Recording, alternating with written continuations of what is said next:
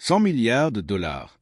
Imaginez un homme capable de racheter les rues les plus chères de Londres, Madrid ou New York, mais que personne ne reconnaîtrait dans la file d'attente d'un supermarché. Cet homme existe.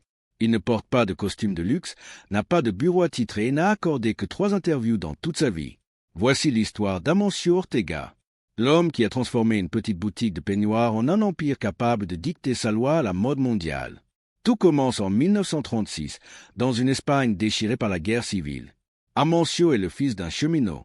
La famille est si pauvre que le jeune garçon doit quitter l'école à 14 ans pour devenir coursier chez un chemisier local. Un jour, il entend sa mère supplier un épicier pour obtenir du crédit, car elle n'a plus de quoi nourrir ses enfants.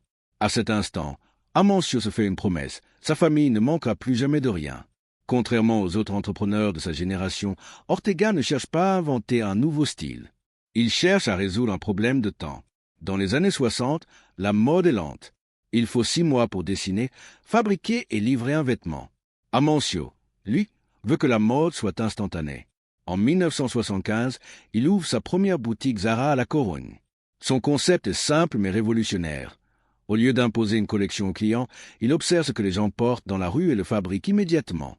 Si une robe plaît le lundi, elle doit être en rayon le lundi suivant. C'est la naissance de la fast fashion. Mais pour réussir ce tour de force, Amancio Ortega a dû construire un modèle logistique unique au monde, un algorithme physique que personne n'a réussi à copier. Il ne possède pas seulement les magasins, il possède les usines.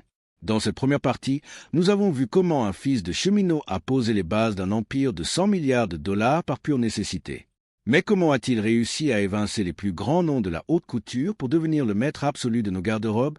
Et surtout, quel est ce secret immobilier qui rend sa fortune indestructible, même quand les magasins ferment? Si vous voulez comprendre le génie de l'homme le plus discret du monde, faites-le moi savoir en commentaire. Si on atteint l'objectif de like, je sors la partie 2 sur le système secret de Zara immédiatement. C'était l'algorithme du succès. Abonnez-vous pour ne rien rater.